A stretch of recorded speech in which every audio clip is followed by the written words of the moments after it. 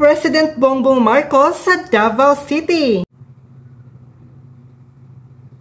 Sa likod ng alitan, pinangungunahan ni President Bongbong Marcos ang inaugurasyon ng Davao City Bulk Water Supply Project.